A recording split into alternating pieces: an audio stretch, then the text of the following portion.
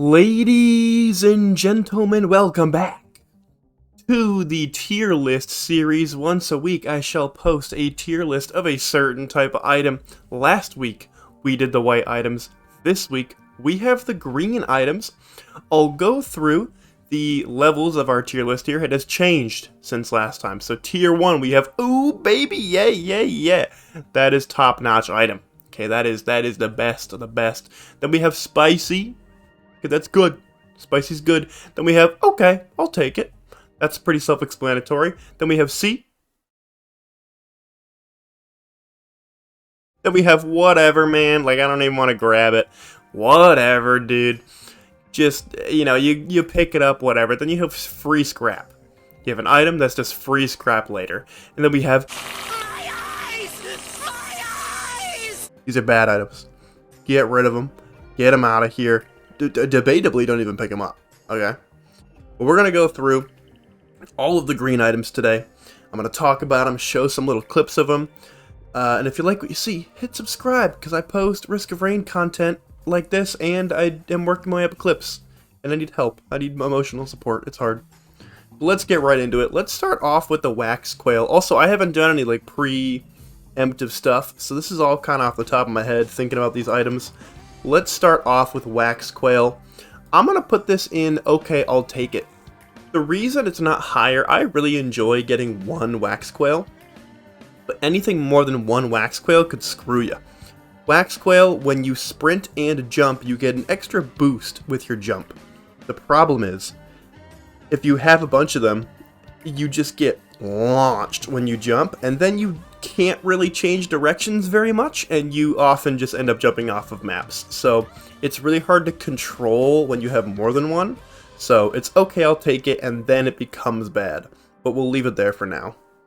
Harvester Scythes, you heal for 5% of your health and on critical hits. Every time you crit, you heal some. It's not bad. I'm gonna keep it in whatever, man. It's good, it's fine. You'll keep it, and depending on the survivor, like Bandit and Railgunner, really nice. If you have a crit build, really nice. It also gives you a 5% crit, but the healing isn't that worth it. You have to crit in order for it to be viable, so I'm going to keep that in whatever, man. Ukulele, though, we're moving high. I got to decide where I want to put this. I think I have to put it in spicy. Ukulele is a good item. The reason you pick up ukuleles is for the void version of the item, which we'll go through in a different tier list. It's debatably the best item in the game. So ukulele's potential to turn into that is really nice, and it's just a good item. Lightning will on your hit, there's a chance for lightning to streak across other enemies, kind of like a chain reaction. Pretty solid. It does only work on high fire rate survivors, but it's still worth. So ukulele is going to go into spicy. Will-O-Wisp. This one is tricky. I think I want to put Will-O-Wisp in free scrap. Will-O-Wisp on kill enemies explode in a small radius, but the radius is really small, and so you have to have kind of a lot of enemies gathered up in order for this to be viable. So on just like a 5-stage run to the moon, you're not going to have that many times where it's that useful. So I'm gonna put in free scrap. Red Whip, also a whatever, man. It's not bad enough to go into free scrap, but I dislike Red Whip. It gives you a pretty big boost in speed. I think it's a 30% increase, but it has the same issue the energy drink does. It's only speed out of combat. And so your speed will change pretty drastically, and you can get a false sense of security with your speed if you're out of combat. Once you get in combat, you slow down, and that's really the time you want speed the most. So Red Whip, good for looting stages faster, but not a great item altogether. Leeching Seed, free scrap. Very few characters can make use of this item. Every time you deal damage to an enemy, you heal for 1 health. Sounds pretty good, and Commando can kinda get use out of it. But somebody like Loader, who hits something every 10 seconds, you're getting 1 health. It's just not worth it. There are other forms of healing, like a Cautious Slug. You could scrap it. Old War Stealth Kit, also free scrap. At 25% health, you go invisible. It's helpful. It gets you out of some sticky situations, sure, but enemies can still hit you while you're invisible. They just can't aim at you, and so a lot of the times it's not that helpful, and you shouldn't be that low anyway. I'm gonna give it a free scrap. Predatory Instincts. Critical hits give you a small attack speed burst for a couple seconds. I'm gonna put Predatory in C, because it does give you a 5% crit, and it's similar to Harvester Scythe. They both give you 5%, but it's hard to make use of the healing in this one, but the attack speed boost is so passive and nice that it's a little bit better. They're very similar in terms of helpfulness, though. We are right on our way to Runald's and Kjaro's band. Incredible items. You can get them on a band and aqueduct for free, or you can just get them from chests. This is the easiest one. We're going to go here and here. Kjaro's band is actually worse. These, when you deal 400% damage or more, which is hard to explain if you haven't played the game, but you deal a pretty big amount of damage in one shot. If you do that, it procs bands, which have a 10-second cooldown, and the ice band multiplies that damage instantly and slows an enemy, while the fire band multiplies that damage by a little less, but has a radius that it can hit other things in, and stays there for a while, so it's a little over time.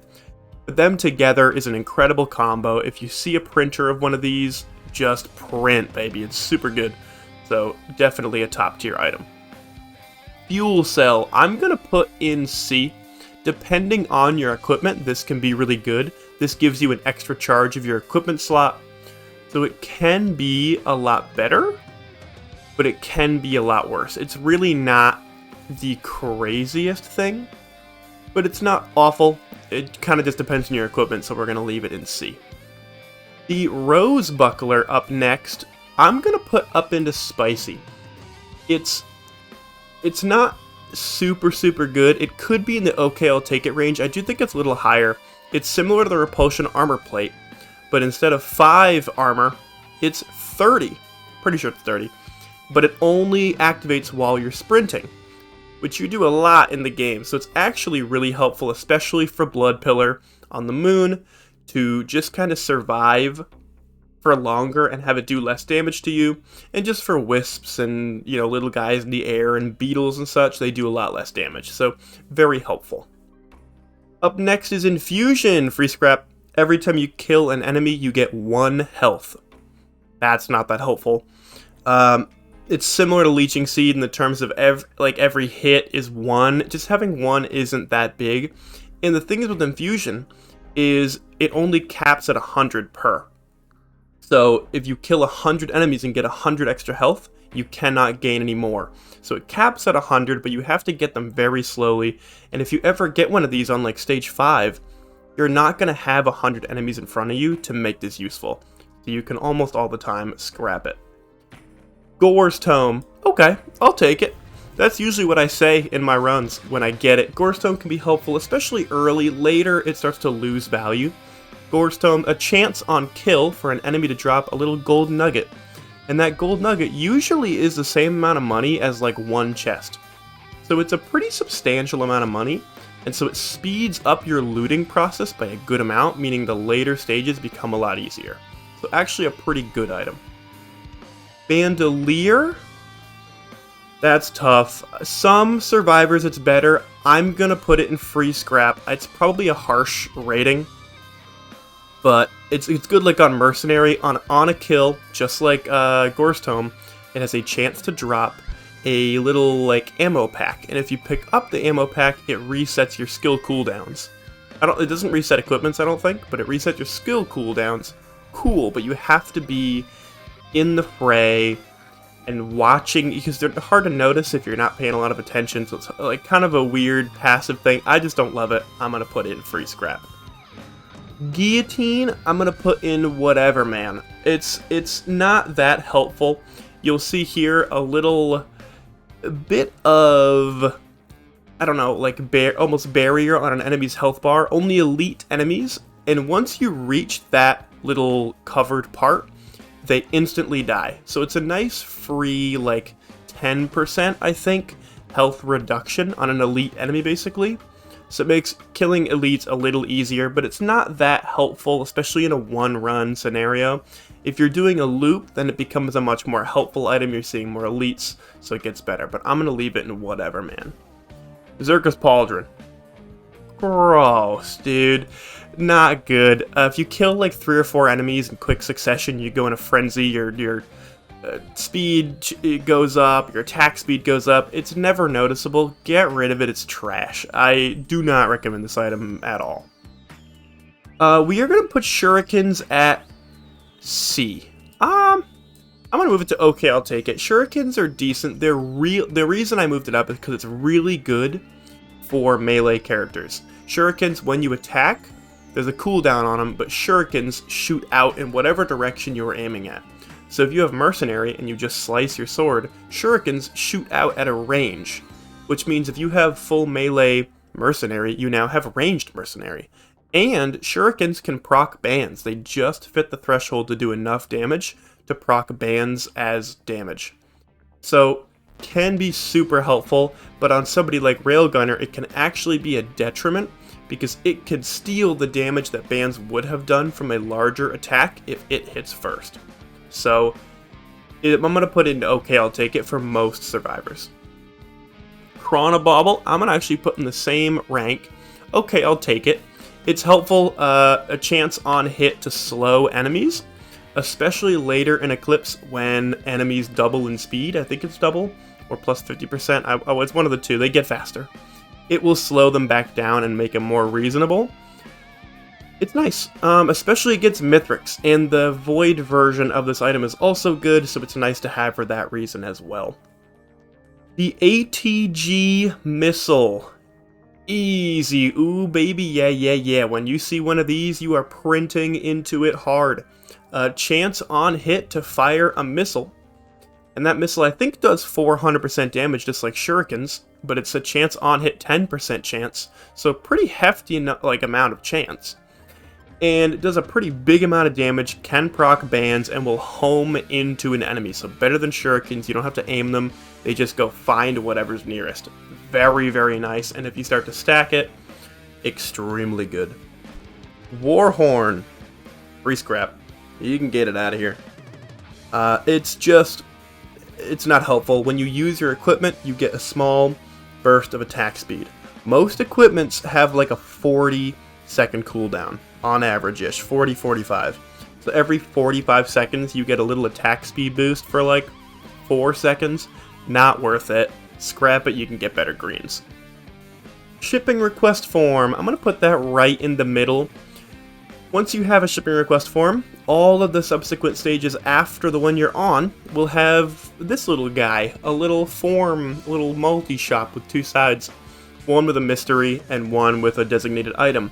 The more you get, the better the rarity gets, which is nice, but they're usually common items, but you get it every stage, so not that bad, but just kind of a mid-tier item depending on what you get.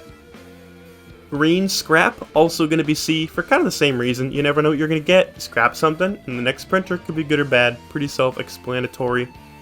Regen scrap, I would also put in C, but it's a little better than scrap.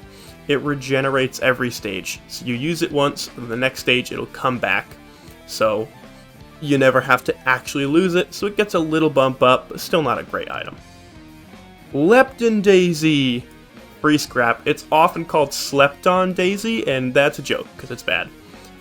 It will, when you have one of them, during a teleporter event, it'll give you a 50% health increase, or like a 50% heal, when the teleporter reaches 50% completion. If you have 2 of them, it happens at 33% and 66%, and so on. Unreliable. It happens somewhat randomly, because you can't predict when you're going to be hurt at 50% teleporter, so it's just not a reliable form of healing. It's just kind of trash. You can get rid of it. Ignition tank, I'm gonna put in C, and I'm only putting in C because without fire it does nothing.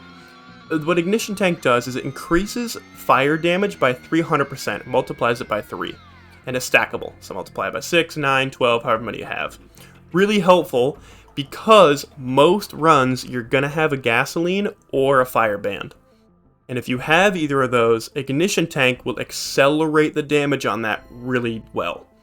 Problem is, if you don't have fire, this item does absolutely nothing and is a waste of space. So sometimes you should scrap it, sometimes you should keep it. It's going to be in the middle. Hunter's Harpoon. Gross. It's our first bottom tier item. Hunter's Harpoon is trash. Upon killing an enemy, you get a burst of movement speed. I've said this a million times, same reason Red Whip is bad, same reason Energy Drink isn't at the very top. Speed needs to be reliable and predictable so you know where your character is going to be at all times. If there is a Hunter's Harpoon and you kill an enemy with some other form of damage that you didn't mean to do, like a gasoline or like a razor wire we'll talk about next, you might get boosted forward farther than you expected into an enemy projectile or off the map or something like that. So it's unreliable and it's very jarring and it's just not good, so we're scrapping it immediately. Sometimes don't even pick it up. Then we have Razor Wire. Razor Wire I'm going to put in whatever, man. Razor Wire, upon taking damage, you fire out little tiny projectiles that hit some enemies. It's not super helpful, but it's a nice passive damage when you take, a nice passive damage to enemies when you take damage yourself. So it's very passively helpful, but sometimes hard to notice. Deathmark. Deathmark is interesting. I'm going to put it in C. I've grown on Deathmark. It used to be a free scrap for me. It used to be like immediate scrap. Deathmark, once you have 4 or more debuffs on an enemy, Deathmark can work. It increases your damage by 50%. So once an enemy has 4 or more debuffs, so a slow, a bleed, you chipped its armor off if it's on fire, all of those count as debuffs. And so if you have 4 of them on the same enemy, all of your damage increases by 50%, which is a huge jump. That's 2.5 delicate watches. Problem is, sometimes it's hard to get there, and so sometimes you only have 2 debuffs. Deathmark is a waste of space in your inventory. But when it happens, it is really good. Then we have Squid Polyp. Ew, we have 2 bottom tier items. Squid Polyp is kind of trash. I hate it a lot. Every time you interact with a chest, it spawns a stupid little turret that just hangs out and tries its best to shoot some enemies. At the absolute best, it is a distraction. Okay, at the absolute best, it is a distraction of an item. It's just like a free drone for like a little bit before it runs out of health and dies. Kind of terrible, you can scrap every time. And then we have one of the best items in the game, the Hoppo feather, named after the creators of the game Hoppo Games. I always call them Hoppo because what the feather does gives you an extra jump. That's mad helpful. So I call it the Hoppo feather a lot by accident, but it is the Hoppo feather. I'm gonna put that in ooh baby yeah yeah yeah, because it is top notch. Super helpful to have 1, and it's like gasoline. Once you have 1, you're in a great spot. Anything more is just icing on the cake. But during the Mithrix fight, and just against normal enemies, having 2 jumps instead of 1 is extremely helpful.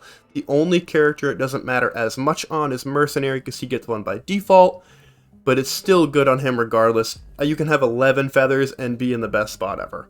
Feather, gonna be in the top tier. But here you have it, the most true, the most correct, I will accept no suggestions, but leave them in the comments, tier list you've ever seen. This is my take on all the green items in Risk of Rain 2. I'll be doing the red items next week, so hit subscribe so you can take a look at which legendaries are good and which ones are absolute trash. Every Sunday at 10 a.m. I upload an Eclipse run, so subscribe for that. Visit the Twitch, I live stream the runs, so you can chat with me and watch me suffer and laugh at me while I do it. Check out the Trento Mento on Twitch, subscribe to the YouTube channel. Hope you enjoy the content, and I will see you guys next time.